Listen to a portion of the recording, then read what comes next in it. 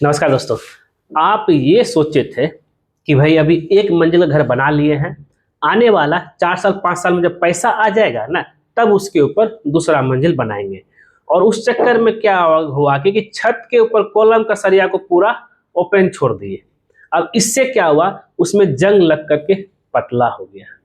अब क्या करें? क्या उसके ऊपर जो है कॉलम का सरिया लैपिंग करके घर बनाना सही है या गलत है? इसी के बारे में आज हम आपको बताएंगे। वीडियो में लास्ट तक देखिएगा, बहुत ही इंपॉर्टेंट जानकारी आज आपको देने वाला हूं। क्या जंग लग कॉलम के सरिया में जंग लग करके पतला हो जाए, उसके ऊपर हम लोग सरिया लैपिंग करके कॉलम ढलाई कर सकते हैं या नहीं कर सकते? अब यहाँ पे हम आपको 2 से 3 चीज क्लियर करूंगा कि भाई क्या क्या हम आपको यहाँ पे आज बताने वाले हैं। पहला हम बात कर लेते हैं कि भाई अगर आप यहाँ पे देखेंगे तो ये देखिए कि भाई आखिर ये जंग क्यों लगता है, और क्या इसमें रिपेयरिंग करें या कट करके जो है ये तोड़ करके जो है आपका जो है सरिया लैपिंग करें। अब छत है, बीम हो तो टूट हो तो पॉसिबल है नहीं, आपको रिपेयरिंग ही जो करना पड़ेगा। और इतना पतला हो गया, ये भी पतला हो गया, ये भी पतला हो गया, इस तरह से है। और अब रिपेयरिंग जो हम वर्ड बोल रहे हैं उसका प्रोसेस क्या है, चलते हैं देखते हैं कि भाई इस चीज के बारे में। तो सबसे पहले यहाँ देख लीजिए, यहाँ जो इस कॉलम के साथ हुआ है कि इन्होंने जो है, अब ये कब होता है, बरसात का पानी लग लग करके, बरसात का पानी छत पे जमा रहा तो लोग ध्यान नहीं देते हैं और उसके चक्कर में जो है जंग लग जाता है। यहाँ पे जैसा देख रहे हैं आप। और ग्रेडिंग भी इसलिए नहीं करते हैं क्योंकि उसके ऊपर तो घर बनाना है ही। तो अब इसका समाधान, बहुत ही अच्छा समाधान बताऊंगा आपको, आप टेंशन फ्री हो जाइएगा कि भाई इसको हम करें, ठीक करें तो कैसे करें, जैसा कि आप यहाँ पे देख रहे हैं।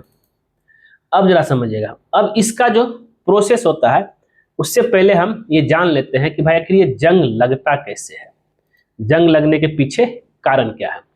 देखिए क्या होता है कि जब भी कभी सरिया जो है आपका पानी और एयर के संपर्क में आता है तो सरिया में ऑब्वियस ही जंग लगने लगता है।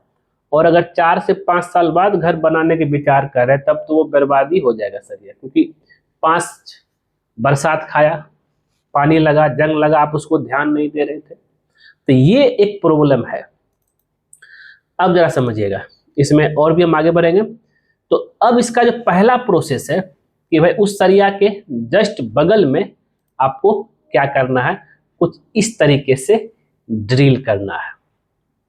रिपेयरिंग का पहला प्रोसेस है, ठीक है। जंग लगता क्यों है, क्लियर हो गए। और दूसरा ये है कि भाई क्या अब उसमें हम लैपिंग करें या कट करें। लैपिंग तो पॉसिबल है नहीं और तोड़ भी नहीं सकते हैं। और तो नेक्स्ट आता है, अब तोड़ेंगे कैसे, छत है नीचे, बीम में कैसे तोड़ेंगे, लैपिंग में तो आपको नहीं मिल पाएगा। इसका एक ही चीज है, रिपेयरिंग, जो कि जो है अगर रिपेयरिंग काम करते हैं छत के कंक्रीट के साथ, सरिया एकदम इस तरीके से मजबूती पकड़ लेता है कि भाई उसका कोई जवाब ही नहीं है। अब रिपेयरिंग का डेप्थ कितना होगा वो सब कुछ हम यहाँ पे क्लियर करने वाले हैं, तो वीडियो में बने रहिए। मैं सिविल इंजीनियर दीपक कुमार आपका स्वागत करता हूँ, आपका ही अपना channel civil engineer Deepak Kumar में। अब यहाँ पे देखिए, ये देखिए, अगर यहाँ ध्यान से देखेंगे तो ये सरिया आपका जो है 12 mm का था, लेकिन यहाँ पे जो पतला हो गया है वो लगभग 3 से 4 mm पतला हो गया। क्या ऐसा इस पे लैपिंग करना सही है? सेम ऐसा यहाँ भी है, यहाँ थोड़ा कम है, यहाँ थोड़ा कम है, लेकिन ये दोनों सरिया में जो है बहुत ज्यादा ही जो है पतला हो गया है। अब इसका प्रोसेस स्टेप बाय स्टेप की अगर बात करें तो स्टेप 1 में आता है, इसको करने का जो तरीका है वो ये है कि पहले आपको जो है ड्रिल करना है, ठीक है। जहां जहां इसके जस्ट, अब इसी पे मत कर दीजिएगा, इसके जस्ट बगल में यहाँ ड्रिल कीजिए, इसको यहाँ ड्रिल कीजिए, इसको यहाँ ड्रिल कीजिए, इसको जस्ट बगल में ड्रिल करना है, ठीक है। इस सरिया को भी काटिएगा नहीं, रहने दीजिए, सब सरिया रहने दीजिए, थोड़ा मजबूती तो बना रहेगा ना, लेकिन तब भी ड्रिल करना है, ठीक है। सरिया भी नहीं काटना, क्लियर हो जाइए इस चीज को लेकर के। अब ड्रिल किए, ड्रिल करने के बाद नेक्स्ट जो मेरा आता है काम कि भाई अगर इस प्रोसेस चलेंगे, अदरवाइज उससे पहले का स्टेप कुछ है कि यहाँ पे आपको जो है रस्ट, पहले अगर जो जो हल्का है उसको तोड़ना नहीं, इसमें रस्ट रिमूवर केमिकल आता है, उसको यूज कीजिए और उसका जो है रस्ट को हटा दीजिए, ठीक है। और अच्छी तरीके से ब्रश मारकर उसको सफाई कर दीजिए। फिर बगल में ड्रिल करना है। ड्रिल करने के बाद इसका जो है ब्लोअर से आपको क्लीन करना है। अब बोलेंगे ये ब्लोअर क्या है सर, हम आपको दिखा देते हैं। ये ड्रिल हो जाने के बाद जो है यहाँ पे, अब इसके ऊपर का तो हमारे पास वीडियो नहीं है, हम ब्लोअर का जो दूसरा वीडियो दिखाता हूँ, जो कि जो है यहाँ पे स्लैब को एक्सटेंशन के लिए किया गया था। जैसे कि आप यहाँ पे देख रहे हैं ब्लोअर रहता है, उसमें उसको घुसा घुसा करके जो एयर प्रेशर से उसके जब ड्रिल के समय जितने भी तरह का जो डस्ट था उसको हटाया जा रहा है, ठीक है। ये हो जाने के बाद ये क्लीन हो गया। पानी का बिल्कुल आपको इस्तेमाल नहीं करना, ये भी याद रखना चाहिए, पानी बिल्कुल इस्तेमाल मत कीजिएगा। फिर जो आता है, जो सरिया आपका जो है कॉलम का जो कटा हुआ होगा उसको तैयार कर लीजिए, क्योंकि ये तुरंत जो है जम जाता है। तो अब यहाँ पे क्या है, अब इसमें जो है फिशर कंपनी का, ऐसे तो बहुत सारे कंपनी मैं आपको बता दूंगा, लेकिन फिशर कंपनी का है, उसका हम यहाँ पे बता रहे हैं। तो फिशर कंपनी का केमिकल लेकर के गन की मदद से, जैसा कि देख रहे हैं आप, इसको बोलते हैं रिवेरिंग गन, गन की मदद से उस केमिकल को सेट करके उसमें आपको केमिकल डाल देना है। जैसे यहाँ देखिए केमिकल चला गया, और केमिकल जाते ही तुरंत बाद जो है ध्यान रखना चाहिए, केमिकल जाते तुरंत बाद आपको क्या करना है, इसमें सरिया डाल देना है, क्योंकि ज्यादा लेट करेंगे तो आपका जो है ये तुरंत आपका जो है क्या हो जाएगा, हार्ड हो जाएगा। और सरिया जैसे डालेंगे 15 मिनट के अंदर वो ऐसा हार्ड हो जाएगा कि भाई उसको निकालने के लिए आपको छत को भी तोड़ना पड़ सकता है, याद रखना चाहिए कुछ इस तरीके से। और ये पूरा हार्ड हो जाएगा, फिर ऊपर भी आपको केमिकल डाल देना है। ये एक तरीका है। तो अब जरा समझिएगा, तो नेक्स्ट जो पॉइंट हम बात कर रहे थे इसको, कि भाई यहाँ पे ब्लोअर यूज किए। फिर तीसरा पॉइंट है आपका केमिकल, कौन सा केमिकल हमको डालना है, फिशर का, फिशर कंपनी का केमिकल आता है जो कि आपका है FISV+,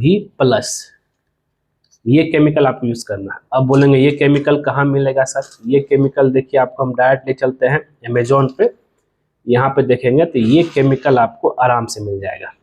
फिशर कंपनी का फिशर केमिकल मोटर FISV360 भी है, और लेकिन आप लीजिए FISV+, और ये आपका मात्र 2000 से 2200 के बीच में आ जाएगा आराम से। और ये इसके साथ गन के साथ आएगा, याद रहे गन के साथ। ये गन अब ऑटो ऐसे तो डाल नहीं सकते, क्योंकि यहाँ पे दो केमिकल होता है, पार्ट ए पार्ट बी। ये दोनों केमिकल जब इस गन के साथ मिलता है तो इसको निकलता है ना, ये आप दोनों केमिकल मिल करके जो है वो बॉन्डिंग बनाता है, याद रखना चाहिए ये दोनों केमिकल। ऐसे आपका जो हिल्टी का भी आता है, हिल्टी का भी ले सकते हैं, और अगर आप चाहे तो फॉस्फोरस का भी जो है आता है केमिकल, वो सब भी आप ले सकते हैं। अदर कंपनी का भी ले सकते हैं। तो यहाँ पे आप जो अमेजोन से ऑर्डर कर सकते हैं गन के साथ, और आप जो खुद ही कर सकते हैं, ज़्यादा टेंशन लेने की जरूरत नहीं है। तो यहाँ पे जो प्रोसेस मैंने बताया, और फिशर केमिकल यूज किए, और ये आपका गन के साथ आपका 2200 रुपये तक में आ जाएगा। चौथा है जो है सरिया आपको डालना है, ठीक है। जैसे सरिया डालेंगे आपका ये पूरा मजबूत हो जाएगा। फिर उसके बाद 5वां पॉइंट आएगा कि भाई रिंग बांध करके आपको शटरिंग कर देना है। शटरिंग करके आपको, छठा है कॉलम को कास्टिंग कर देना है। ये सब प्रोसेस से आप आराम से जो है छत का सरिया अगर पतला हो गया है तब आप आराम से यहाँ पे कर सकते हैं। तो हुआ क्लियर यहाँ पे। तो उम्मीद करते हैं ये सारा चीज आपको क्लियर हो गया होगा। और कोई भी तरह का कन्फ्यूजन या डाउट नहीं रहा होगा। और ऐसे ही जो है वीडियो के लिए आपका अपना चैनल दीपक सर को जरूर सब्सक्राइब कर लीजिएगा। और इससे क्या होता है कि आपका पूरा मजबूत हो गया ढलाई कर। हाँ, माफ़ी चाहता हूँ, मैंने फिर से बोल रहा हूँ कि यहाँ पे हम तो आपको दिखा रहे हैं छत का एक्सटेंशन को लेकर के, लेकिन आप जो इसी तरीके का प्रोसेस कॉलम का लेपिंग, कॉलम का जो सरिया जो पतला हो गया है उसमें कर सकते हैं। और ये बहुत ही जो है इजी तरीका है, इसमें कोई भी तरह कन्फ्यूजन नहीं होना चाहिए, उम्मीद करता हूँ। और अगर आपका फिर से याद दिला दूँ कि भाई अगर सरिया पूरा ही पतला हो गया है तो रिवेयरिंग करें। अगर ठीक है 2 फीट आपका लेपिंग मिल रहा है तो वहाँ पे लेपिंग कर दीजिए। और सरिया को काटना नहीं है, याद रहना चाहिए, सरिया को कभी काटिएगा मत, ध्यान रखिएगा इस चीज़ को लेकर के। उम्मीद करते हैं दोस्तों ये वीडियो आपको क्लियर हो गया होगा। और इसमें ढलाई के लिए जो आप M20 ग्रेड का कंक्रीट इस्तेमाल कर सकते हैं और भी सही रहेगा आपके लिए। और ये मिलते हैं नेक्स्ट वीडियो में। और आपके साथ अगर ऐसा हुआ है हमें कमेंट करके ज़रूर बताइए, आपके लिए हम जो है उसका सॉल्यूशन बताएंगे ज़रूर। और केमिकल सब कहाँ मिलेगा सारा डिटेल आपको जो है प्रोडक्ट में मिल जाएगा। प्रोडक्ट में जाकर क्लिक करके डायरेक्ट आप केमिकल खरीद सकते हैं। धन्यवाद।